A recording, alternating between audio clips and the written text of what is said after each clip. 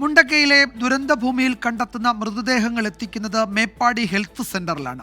അവിടെ കൈമേയി മറന്നു പ്രവർത്തിക്കുന്ന സന്നദ്ധ പ്രവർത്തകരുടെ കൂട്ടത്തിലാണ് ശ്രീജിത്തിനെയും അനീഷിനെയും ഞങ്ങൾ കണ്ടത്. അവരുടെ വാക്കും പ്രവൃത്തിയും ഏതൊരു മനുഷ്യന്റെയും ഉള്ളിൽ തട്ടും.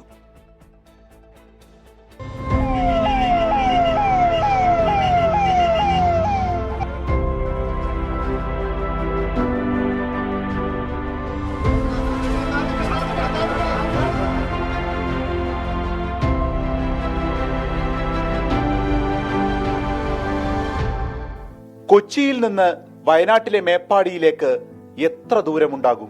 മനസ്സുകൾ തമ്മിലാണെങ്കിൽ ഒട്ടും ദൂരമില്ലെന്ന് ഉറപ്പിച്ചു പറയാം.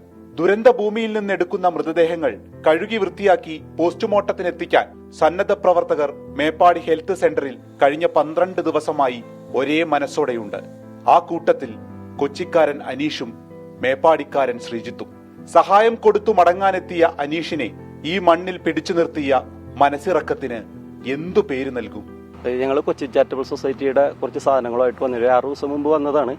അപ്പോൾ ഇവിടെ വന്ന് ഇറക്കിയിട്ട് പോകാമെന്ന് കരുതിയ, പക്ഷെ ഇവിടെ വന്നപ്പോഴാണ് ഇവിടുത്തെ അവസ്ഥ കണ്ടത്. അപ്പോൾ അവസ്ഥ കണ്ടപ്പോൾ എന്തായാലും നമ്മളെ കൊണ്ട് എന്തെങ്കിലും ചെയ്യണമല്ലോ എന്നുള്ള ഒരാഗ്രഹത്തിൽ അങ്ങനെ ആദ്യത്തെ 2-3 ദിവസം ഇവിടെ ഒരു നിഷാദ് എന്നൊരു പുള്ളി വിളിച്ച് വീട്ടിലേക്ക് കൊണ്ടുപോയി. ഇവിടെ ഒരു അസീസ് കല്ലുംപുറം എന്ന് പറഞ്ഞിട്ട് BARKയുടെ ഒരു പുള്ളിയുണ്ട്. പുള്ളി ഞാനൊക്കെ നമ്മളൊരു പരിചയമില്ല, ആരാണെന്നല്ല അറിയില്ല. പുള്ളിയുടെ വീട്ടിൽ 2-3 ദിവസം നിന്ന്. അപ്പോൾ പുള്ളിക്ക് ഇതേപോലെ കോയമ്പത്തൂർ പരിപാടി ഉണ്ടായപ്പോൾ പോയി. പിന്നെ നേരെ ഇവിടെ ഹോസ്പിറ്റലിലും താഴെ പറ്റിയവർക്കായിട്ടൊക്കെ പല സ്ഥലത്തായിട്ടൊക്കെയാണ് കിടക്കുന്നത്.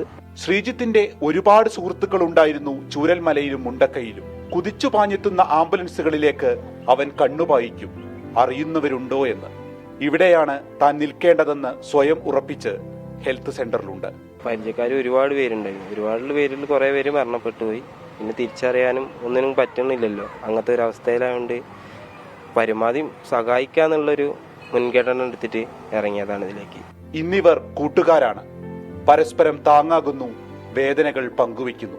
പ്രായമോ മതമോ സ്ഥലമോ മടിയോ ഒന്നും ആരെയും ബാധിക്കുന്നില്ല.